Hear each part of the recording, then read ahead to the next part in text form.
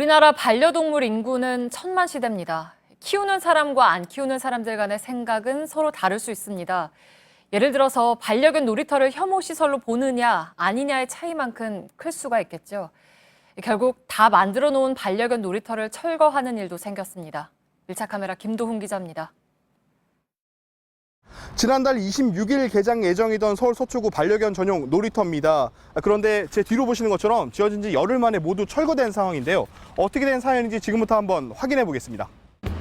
반려견 시설을 만들어달라는 주민들의 지속적인 요청에 따라 서초구가 반포 굴림공원 인근에 660제곱미터 규모의 부지를 선정한 뒤 예산 2천여만 원을 들여 지난달 21일 공사를 마쳤습니다.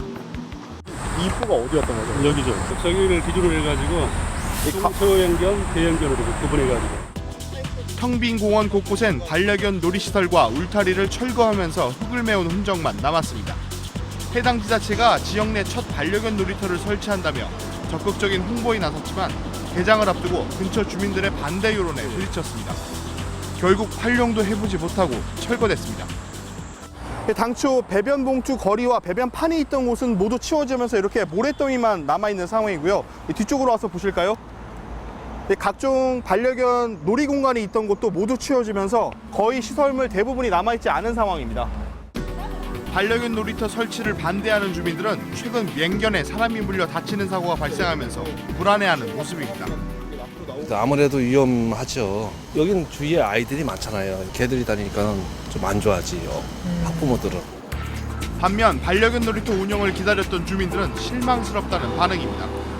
좀 납득이 안 가요. 지금 놀이터가 있으면 거기서만 놀 수 있기 때문에 오히려 더 낫지 않나 싶은데요. 생겼다가 없어졌다고 하니까 좀 저는 이해가 좀 안 가네요. 네.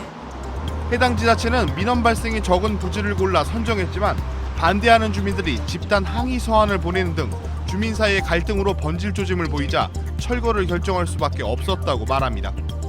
가장 그 시점부터 주민들이 갑자기 반대 민원이 굉장히 많았었고 반려견 놀이터를 이렇게 설치해달라는 그런 민원도 계속적으로 있었고 주민들의 찬반으로 이렇게 그 대립 구도가 형성돼서 예상치 못한 정말 난감했습니다. 천안시가 사업비 4천여만 원을 들여 최근 개장한 반려견 놀이터는 당초 계획보다 6달가량 개장이 늦어졌습니다. 민원이 좀 덜 발생할 수 있는 부지로 다시 선정을 하느라 시간이 걸렸다는 겁니다. 새롭게 성전된 부지에 문을 열었지만 주택가와 거리가 멀고 가까운 주차시설도 없는 고속도로 인근에 지어져 이용률도 저조한 실정입니다. 석 달 전 문을 연 천안의 반려견 놀이터입니다. 아래쪽으로 보시면 무성하게 자라난 풀잎들 사이로 땅이 움푹움푹 패여있는 모습을 볼 수가 있습니다. 이 뒤쪽을 보시면 돌무더기가 한가득 쌓여 있어서 반려견들이 놀기에는 조금 위험해 보이고요. 이 벤치 뒤쪽을 한번 와서 보실까요? 쓰레기와 담배꽁초들이 한가득 버려져 있어서 오랫동안 관리가 되지 않아 보입니다.